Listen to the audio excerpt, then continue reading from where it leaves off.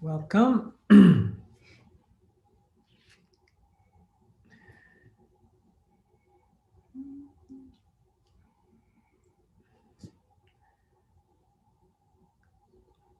So given how we're only 5 people, maybe the New Year's resolutions faded away quickly.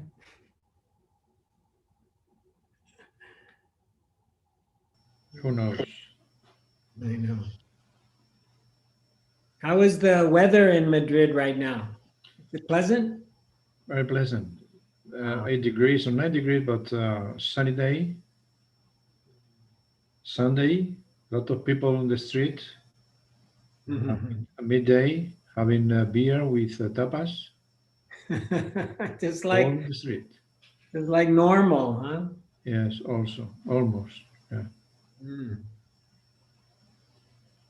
Well, today we're having the first day of winter, probably. It's cold, supposed to be stormy. Hmm.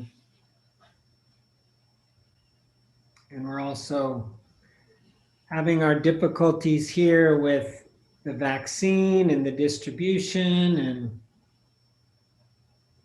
I don't know, is Madrid, are they giving out the vaccines pretty readily?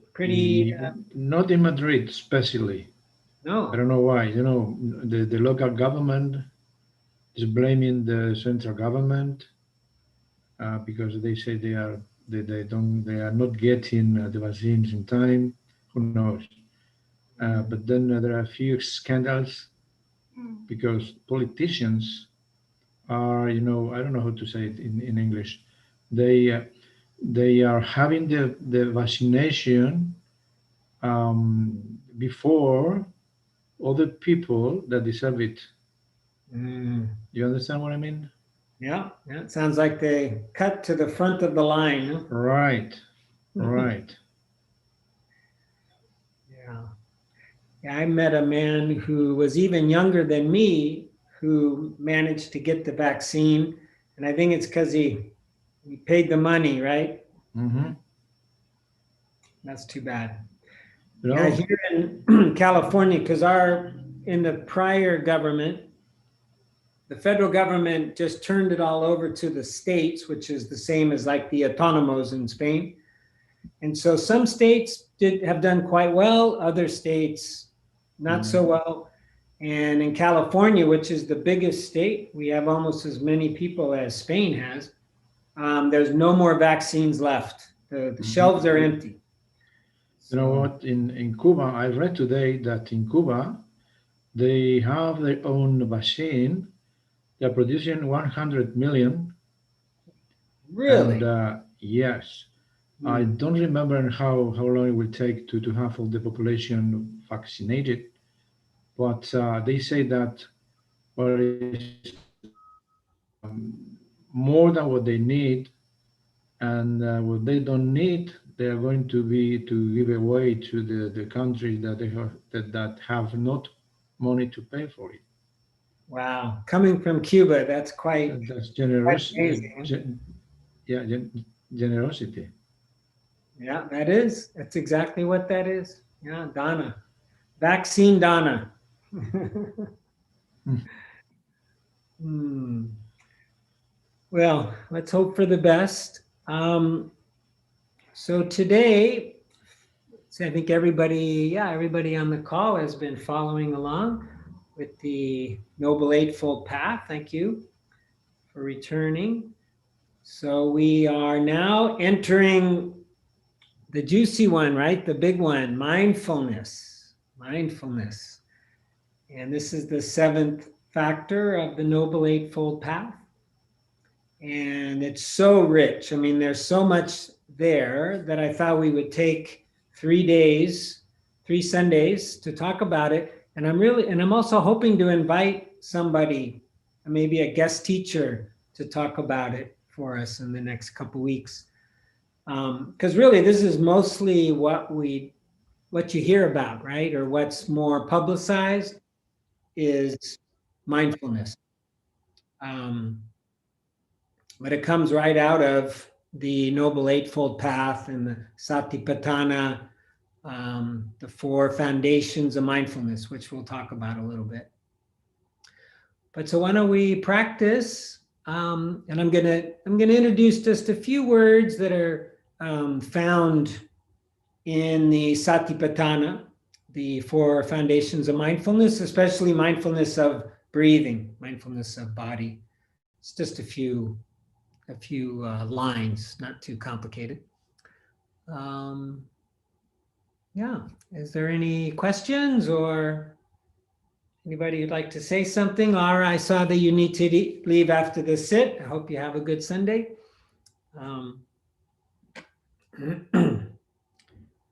Okay, I will set our timer.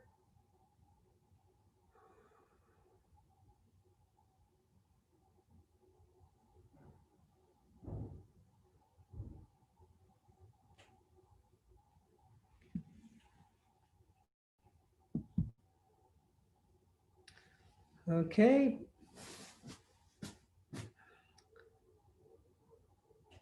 So once again, we want to find a comfortable posture.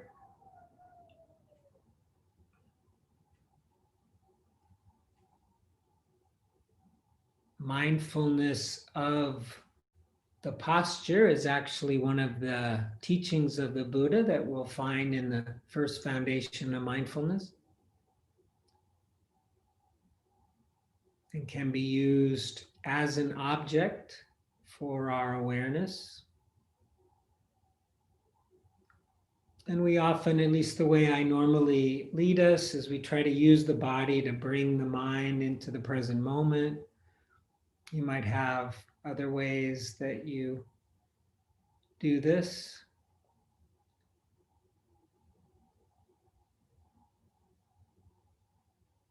So we could do a body scan, maybe from the feet to the head, or the head to the feet, or just an overall scanning of the body for any sensations, tightness maybe, or currents of energy, tingling.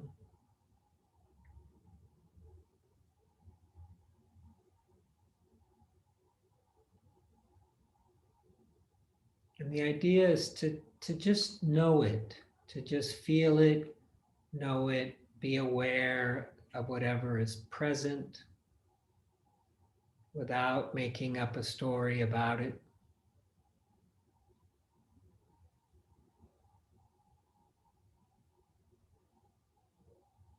If there's no real sensation inside the body, in the trunk, for instance, you might notice the points of contact. The body is touching the floor, the cushion, the chair, other body parts.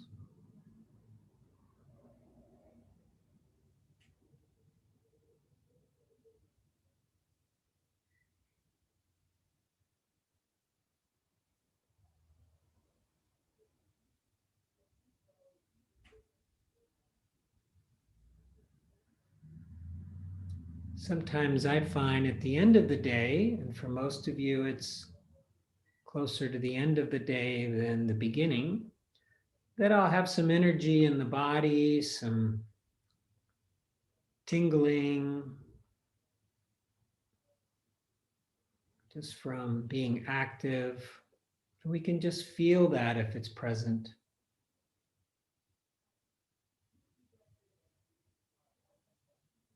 And just that process of feeling it, experiencing it, grounds the mind into the body, into the present moment, creating a unification of mind and body, yoga.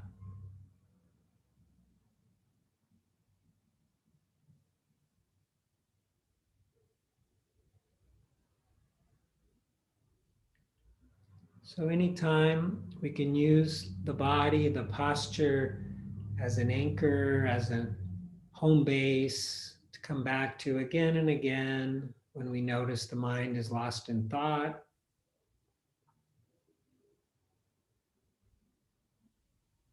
Or we can use the breath. So the instructions in the Satipatthana, the first foundation of mindfulness, is to breathing in long. We know we are breathing in long. Breathing out long. We know we are breathing out long. So just telling us to be aware of the breath and the characteristics of the breath. Breathing in short, we know we are breathing in short. Breathing out short, we know we are breathing out short. And you can really apply this to any variation of your breath. Becoming intimate with the breath.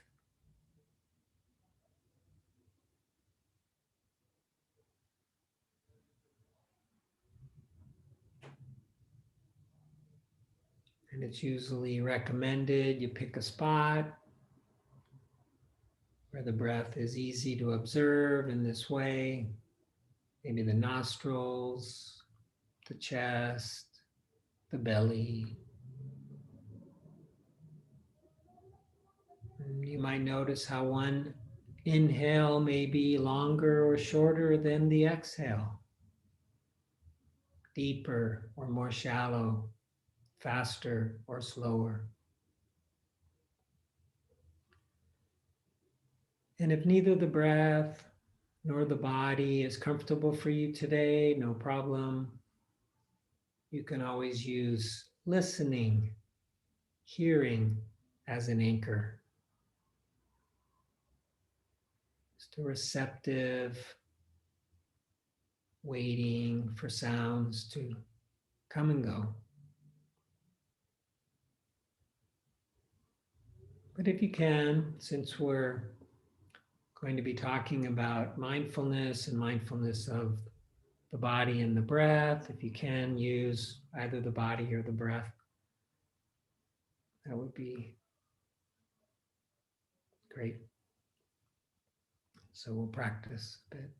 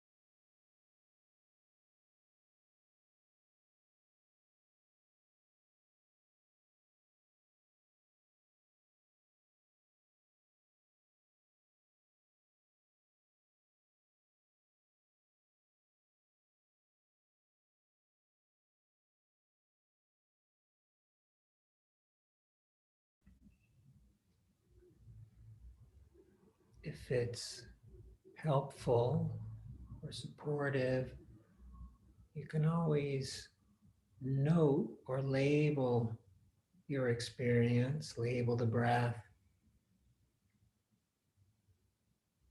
even being precise with the breath, short, long, deep, shallow.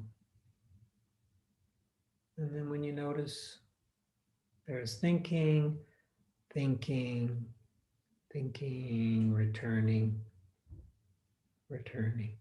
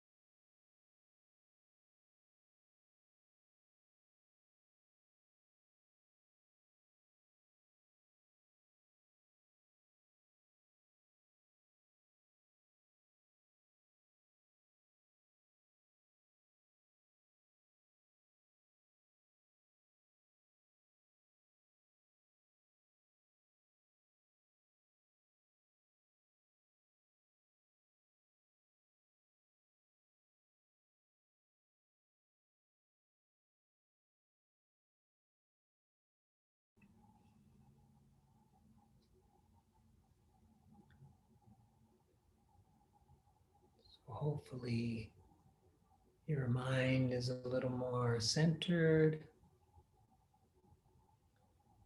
a little more calm. So the next instruction is breathing in. We become aware of bodily formations. As that the sensations in the body, movement of energy. So when we breathe in, we just notice how that feels, you might say. And breathing out, we become aware of bodily formations. Just notice how that feels to breathe out.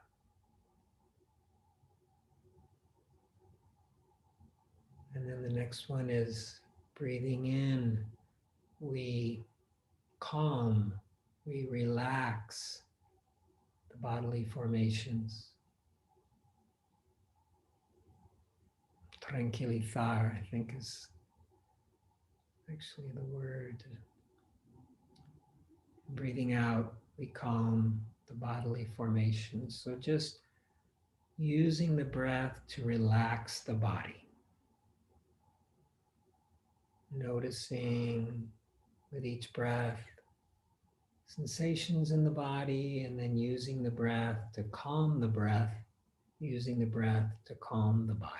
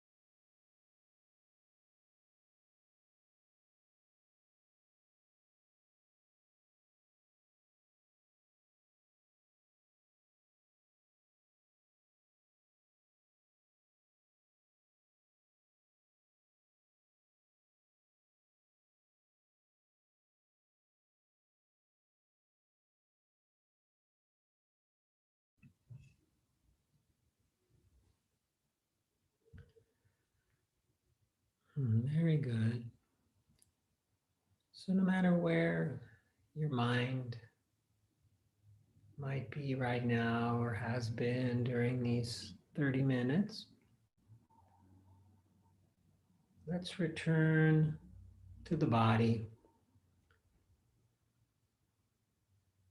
regrounding ourselves into the present moment, reestablishing an embodied presence if that had slipped away.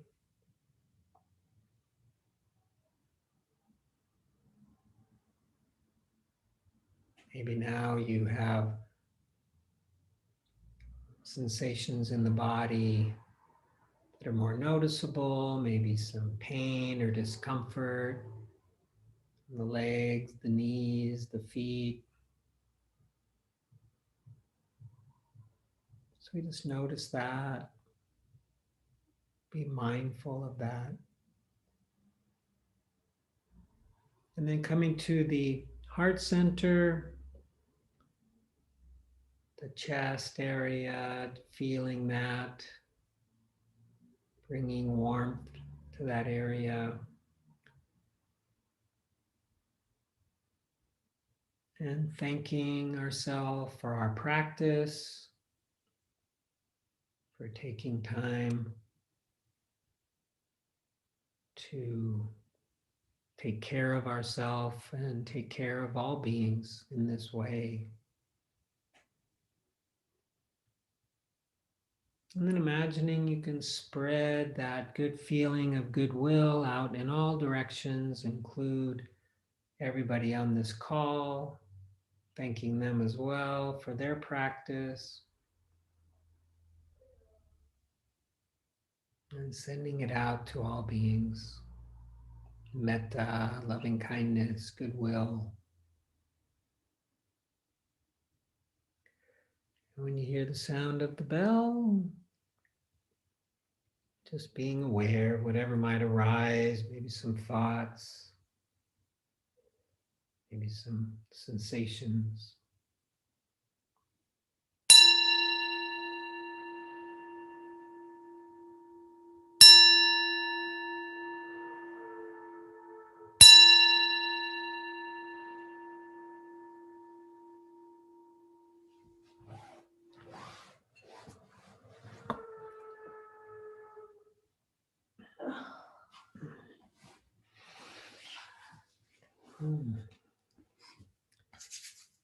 Thank you, as always, for supporting my practice, and maybe Anamonica's too. So such a treat for me. As some of you know, I've just been working in a business world for these last months, and thankfully I practice very regularly each day, but then I get to really come back on Sundays with you guys. But the good news is the big part of what I intended to do, I did. He hecho. Yeah. And it's behind me now. I have a much simpler business life going forward. And so I'm going to start winding things up and heading back to Spain, which is where I really want to be.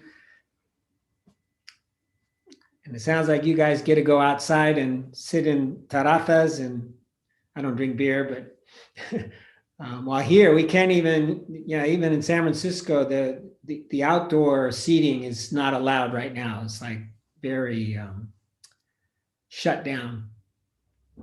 But regardless, I still would rather be in Spain. One thing I promised last week, and then I forgot about it because of my busy week, is I wanted to talk about it. I'm going to try to scramble and see if I can find this through my WhatsApp thread. But there's this course being offered through the Universidad de Zaragoza, which is going to include Bhikkhu Analio. And it actually is 3 sessions, you might say, or 3 chunks. And the commitment is for all 3, and it'll go for a year and a half. The first one, though, is coming up in February. So just bear with me 1 second, because I'm pretty sure I have a link to it from a WhatsApp, and then I can share it with you guys. So let me just see if I can find it.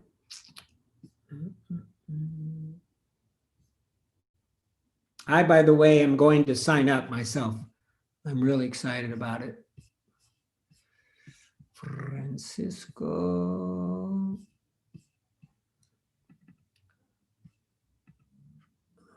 Oh, wants to do it that way, huh? Okay. All right, looks like I found possibly enough here. So I'm going to share screen. Are you guys able to see this anuncio or whatever? You can see it, right? Okay, so it's an online retreat on the Satipatthana, which is what we're going to talk about over these next 3 weeks. Here is Veneranalio. It's going to be assisted by Francisco, and he's the one I'd like to get as a guest teacher in the next couple of weeks if I can get him. He just lives across the bay from here. We've had him on at least once or twice on our Sunday group. Some of you may remember him.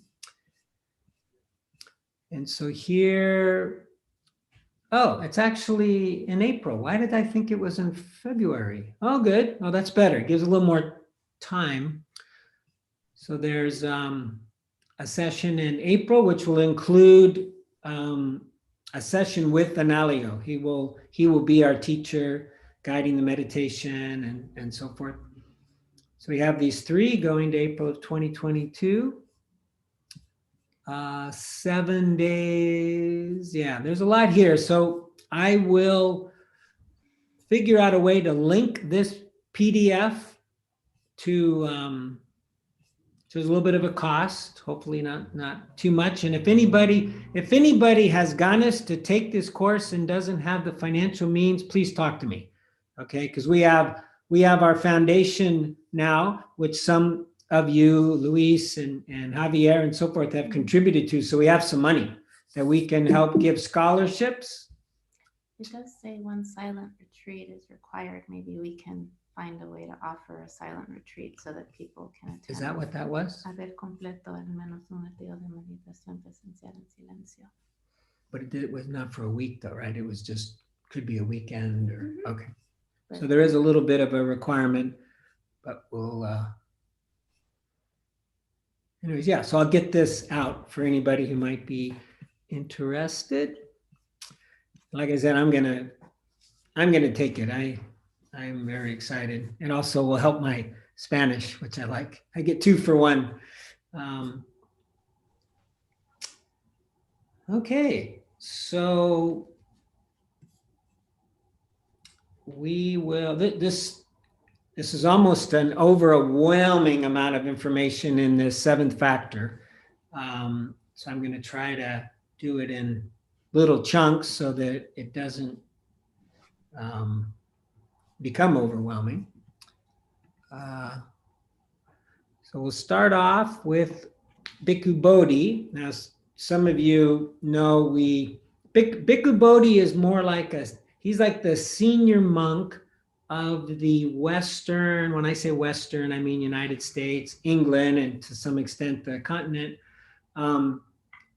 Theravada teachings, or what they now are calling early Buddhist teachings, or early Buddhist, how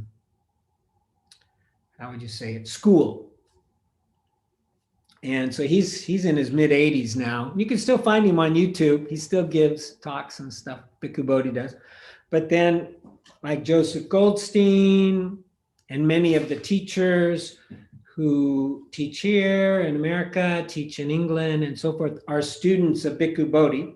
And now Bhikkhu Analayo, he's a younger man, and he has probably assumed kind of the leading role in terms of the interpretation, the translation of the Pali text. But Bhikkhu Bodhi probably still is the most well-known and the most referenced. And they're, both amazing scholars of Pali. So as we've been doing, we're going to go to Bhikkhu Bodhi's book. Or, maybe before I do that, I'm going to do, I like doing the summary. For me, I need to kind of stay. Do you see where pro is? Here it is. Here it is. Found it. Found it. So just real quickly, as we've done, review our Noble Eightfold Path. Here's our 8 folds.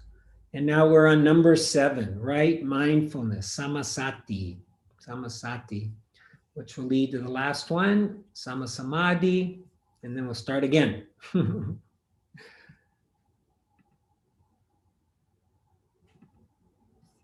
And so the way to practice right mindfulness, the samasati, is through the 4 foundations of mindfulness. And the first foundation of mindfulness is mindfulness of the body. And this is probably the most common meditation you're going to find anywhere, right? Even the mindfulness-based stress reduction courses that are very common in Spain and throughout the world, it's basically focused on the 4 foundations of mindfulness with a heavy emphasis on this first foundation, mindfulness of the body, which includes mindfulness of the breath. So this here is from Analayo. This is his translation of the Pali. And so I thought I would just read this. You could follow along. And I'm not going to read the first, but starting with direct path. Monks, so you probably would have said bhikkhus, this is the direct path for the purification of beings, for the surmounting of sorrow and lamentation, for the disappearance of dukkha, right? Dukkha is that word that we use that means suffering or stress or dissatisfaction or, all that negative stuff, dukkha.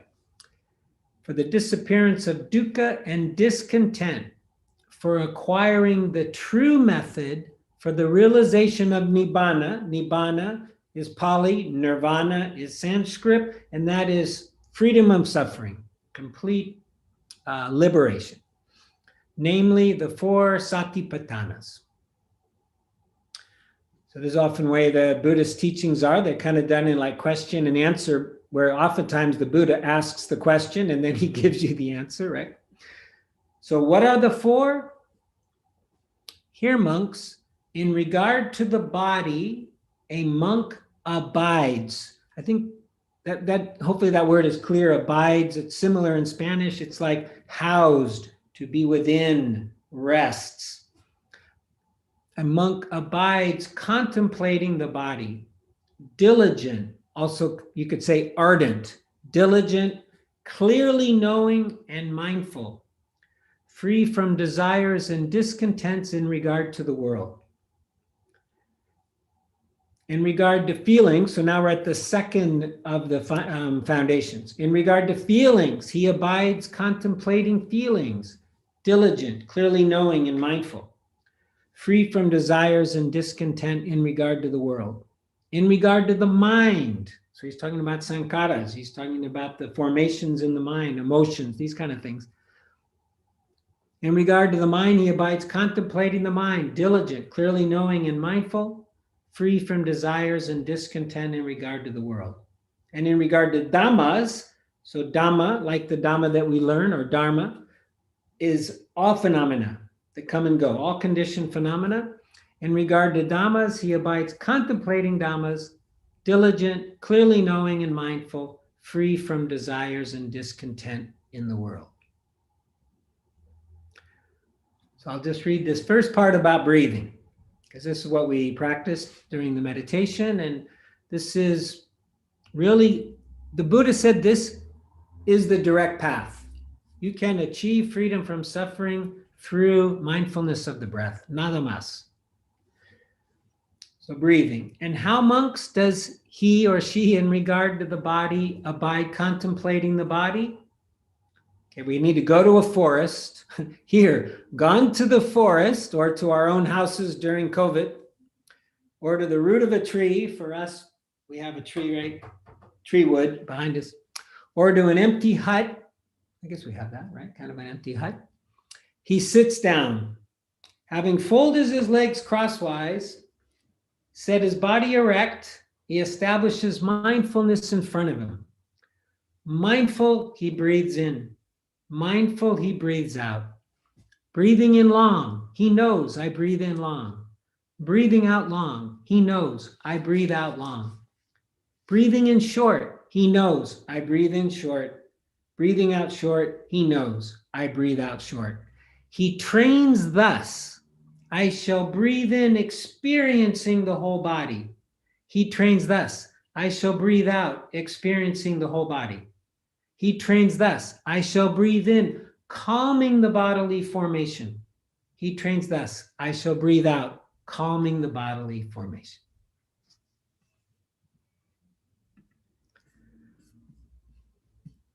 So this, in a way, is so simple, right? It's like so specific as to what he's suggesting that we do.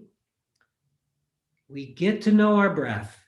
We become intimate with our breath, right? That's because it isn't like we only look for long and short.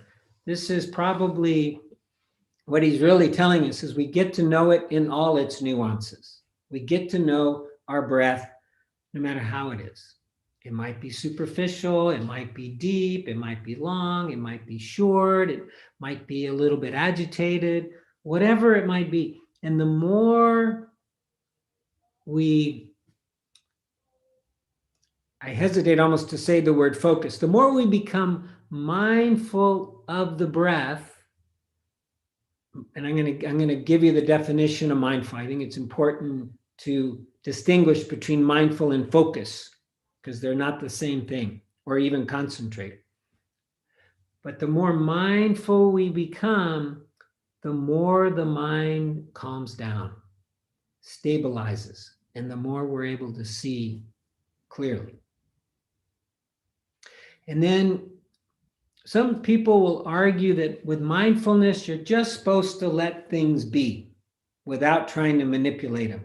But it's pretty clear that the Buddha encourages us to train thus, where we actually use the breath to calm the body. We use the breath to calm the mind. Okay? It's very subtle, but there is a practice there of calming, relaxing, and seeing clearly. All right, I'm going to go.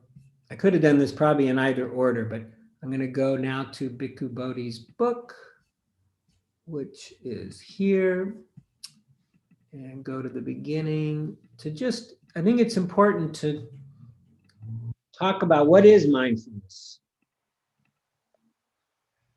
Let's see, should be right about here. Okay. So this is from Bhikkhu Bodhi's wonderful little book, which is available in Spanish. I think it's in more than 30 languages, on the Noble Eightfold Path. It's a wonderful little book. I know we have one in Saladana. Okay, let's see here. What's the first thing I want to read? Okay, the part that I've got highlighted here. So, or actually, you know what? I'm gonna read this maybe first.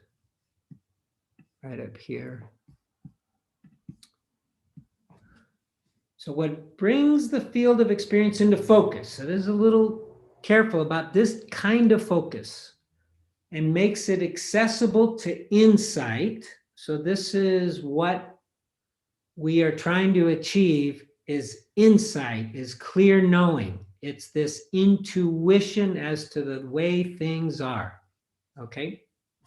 Is a mental faculty called in Pali sati.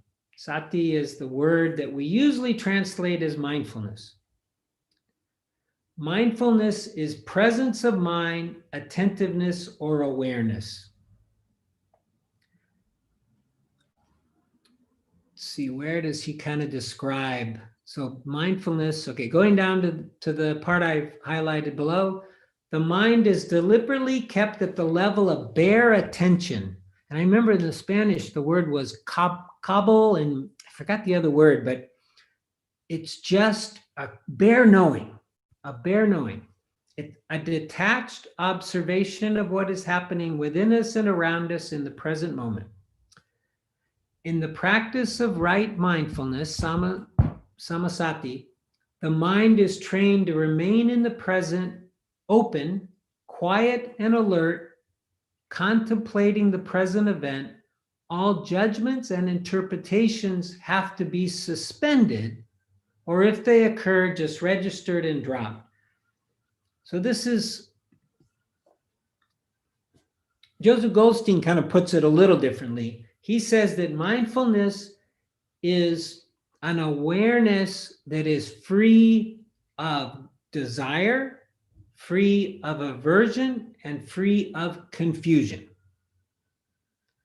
So as soon as we notice that we kind of want something, even if we're paying attention to it, I could be paying attention. This phone is kind of old. I've been thinking I should get a new one, right? So I could pretend this is the new iPhone, whatever, 11. Ooh, I'm looking at it and I got desire. I'm not being mindful then, right? Mindfulness would be to just know it as an object, seems to be black in color, but not to proliferate with a bunch of thought about it. Or in this case, maybe the better way is aversion. Oh, this one's old. I look at it. Oh, this is a crummy phone. Phone is no good. I don't like it. That would not be mindful. So anytime our mind is clouded by this desire, this wanting, or this aversion, this hating, or even confusion, delusion, ignorance about it, we're not being mindful. So it's a clear, bare knowing, which is not so easy because our mind, the human mind, is always trying to figure things out, right? It's always trying to compartmentalize. It's always trying to label. It's always trying to connect that to another thing to try to figure out, do I want it? Do I not want it? Is it good for me? Is it bad for me? This is the natural state of the mind, really, is to proliferate, or in Pali, it's called papancha. Papancha is when the mind keeps adding and adding to whatever it is we're looking at, which includes also projection, right? So like now, somebody told me yesterday, I need a new phone. They said my phone is too old, right? So now I have this thought in my head that this phone is too old. So now when I look at it, I project onto it this belief that the phone is too old. I need to get a new one. I'm not seeing it clearly because now I've projected, oh, old phone, bad phone, right? But this is all from my head. This is just papancha. Don't believe your thoughts. What's that? Don't believe Yeah, your you thoughts. don't want to believe your thoughts. A lot of times they're not worth believing. So I'll go back a little bit more to Bhikkhu Bodhi over here. There's a lot of words here. This is probably the most dense of the paragraphs, I think, in this book about mindfulness. Let's see, what can I choose out of here without getting us too buried? Okay, so here he's supporting what I mentioned, said much more eloquently and scholarly, but the cognitive process is generally interpretative. We interpret. I said that right? Interpret whatever we're seeing, right? I look at this and I interpret something about it. I make something up. The mind perceives its object free from conceptualization only briefly. We may see it for just a moment. There it is. Boom. The mind immediately is not thinking about it, interpreting it. Is it good? Is it bad? Is it useful? Is it mine? Is it somebody else's? How much does it cost? You could just go forever, right? So down here below, the Buddha calls this process of mental construction papancha. elaboration, embellishment, or conceptual proliferation.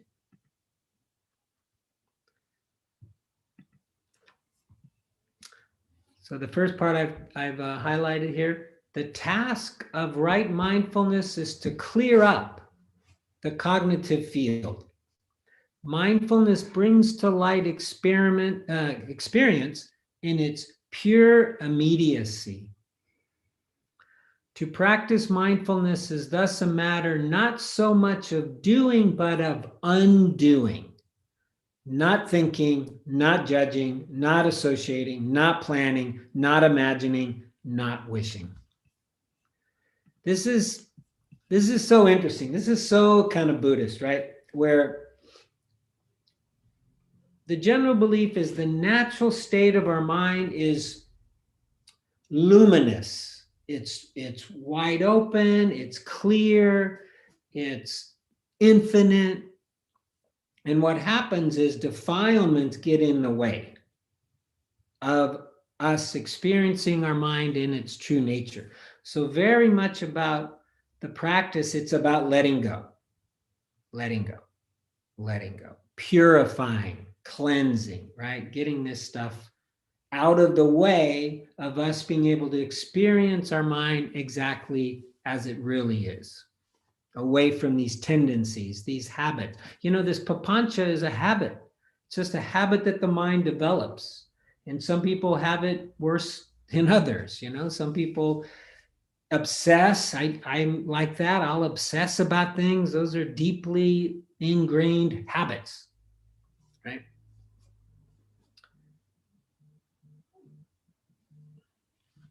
Okay. Excuse me. So let's see, we got maybe just a minute. Let me see if I can throw something else. Whoops, first I need to hit share screen. Yeah, here right below, he writes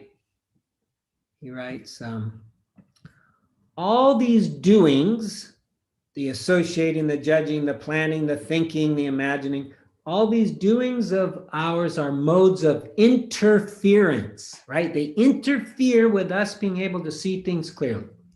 Ways the mind manipulates experience and tries to establish its dominance. That's great. You might as well talk about our ego, right? Needing to dominate. All right. Okay, so I'm going to stop here, but I'll just mention this so we know where we're going. Mindfulness facilitates the achievement of both serenity and insight.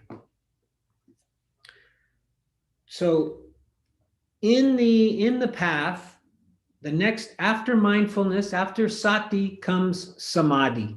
Samadhi is the deep, tranquil concentration levels that can be achieved. He even mentions them, it looks like right here, the jhanas. I know Luis and I have a lot of interest in the jhanas. So this is one direction that comes from mindfulness. But mindfulness also is the path to insight. And it's interesting. I'm going to get a little, I'm going to go back to the workshop or the retreat, the University of Zaragoza. Francisco and Analio and some other Spaniards really want to set up a center in Madrid that would be an insight meditation center, right? Similar to Gaia House, similar to IMS in Barre, Massachusetts, similar to Spirit Rock. And it's interesting that the kind of polemico thing there, the sort of, there's no good Spanish word for insight. Intuition isn't quite the same. There is an intuition in English as well, and they're very similar. But insight in this context, vipassana being the Pali word, right, is an insight into the true nature of all things, into the true characteristic of all things. So I don't know how you guys feel about it, but they really want to use on the name of this center, the word insight. Borrow this English word. And Yeah, I mean, I like the word. I love the word. It's a wonderful word. I have no negative associations, no negative papancha for the word insight. But this is vipassana. This is seeing clearly into the nature of all things, that they're impermanent, right? That they're unsatisfying at their basic nature. Nothing is satisfying forever, and that they're not self, that they're impersonal, that they don't mean anything about us. And so with mindfulness, mindfulness is the tool to bring us either concentration and I should say and or, you could say both, serenity, calm, tranquility, and insight. Without mindfulness, we pretty much don't go anywhere. I mean, it's so essential, it's fundamental. And yeah, okay. I'm gonna stop there. But my thought was, over the next couple of weeks, we'll talk more about the 4 foundations of mindfulness, and maybe do a little practice around each one. If we could do two a Sunday, maybe. We'll see. If I can get Francisco to come and join us, we can do what he wants to do as well.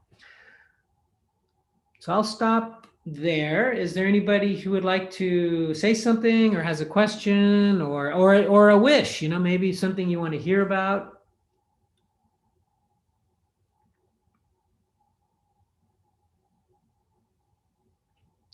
I know, Carlos, I know you've practiced quite a bit using the first 4 practices amongst the 16, because I think, what's his name? The French guy? Lemare?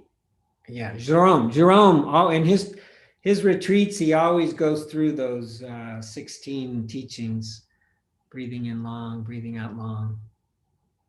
I remember when I first heard it, I was kind of, this is sort of, I don't want to say contrived, but it seems sort of narrow. That's probably the best. But then as I've read more about it, more interpretations, it's a much broader, it's a much richer instruction than just long breath, short breath. It's much more than that.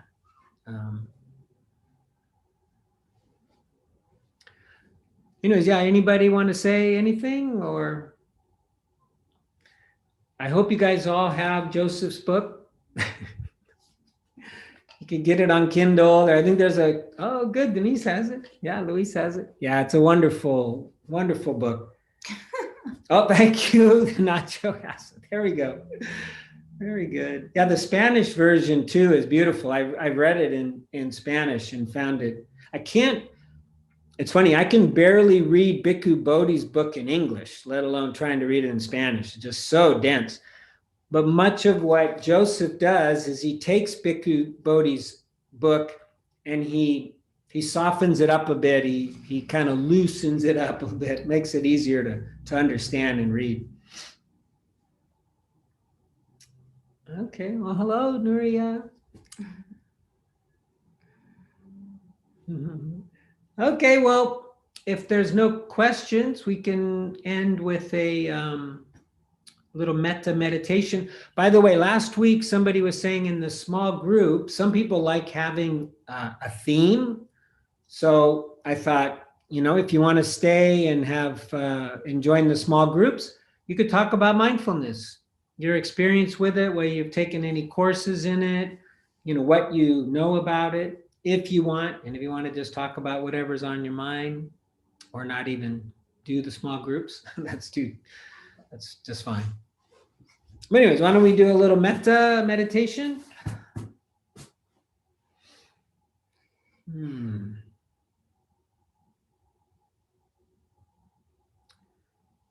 So yeah, finding our posture once again, dropping into that embodied presence, maybe putting the attention near the heart center.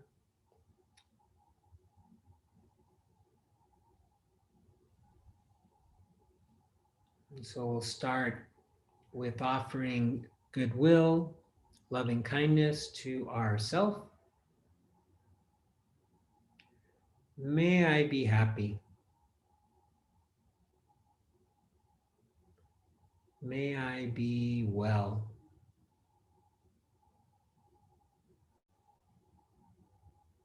May I be safe. May I live with ease.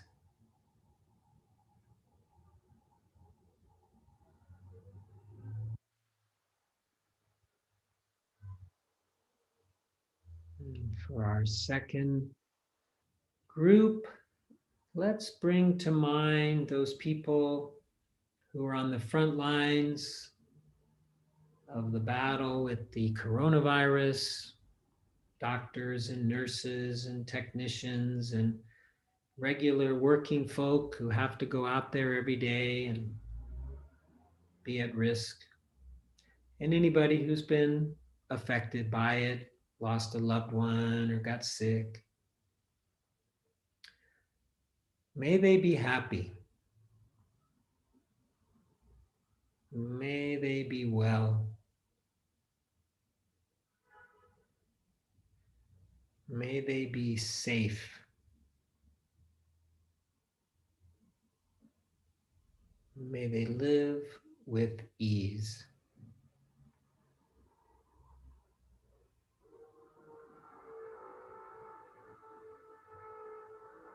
Next, we can do a difficult person.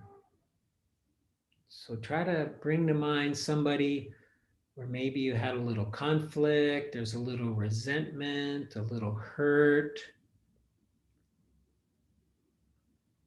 to see if we can purify that with a little metta, but try not to have any expectation, just see what happens. May you be happy. May you be well.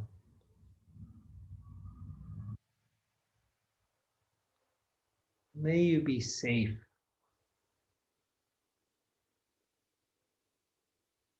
May you live with ease.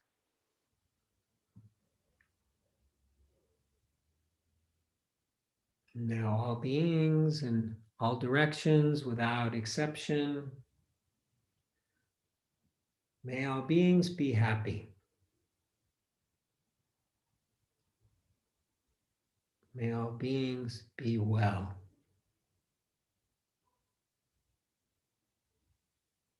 May all beings be safe.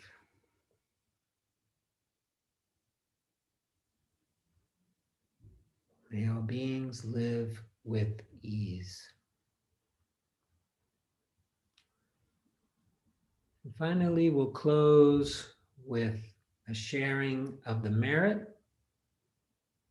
sharing the teachings, our Sangha, our Buddha nature,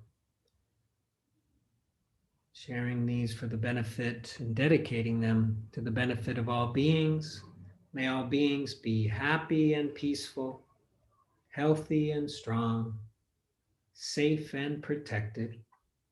May all beings be free from suffering and the causes of suffering, free from war and violence, discrimination and racism, and free from coronavirus. And may all beings find their path towards the end of suffering, their path towards wisdom, their path towards a freedom of confusion and ignorance and all that can happen as a result of these defilements. May all beings see clearly. May all beings be free.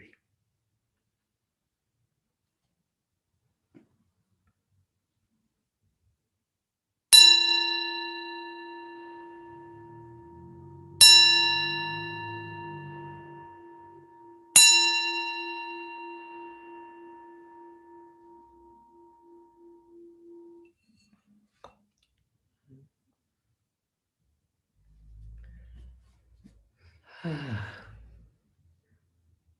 thank you once again. Feel free to unmute yourself if you want to say hi to the group.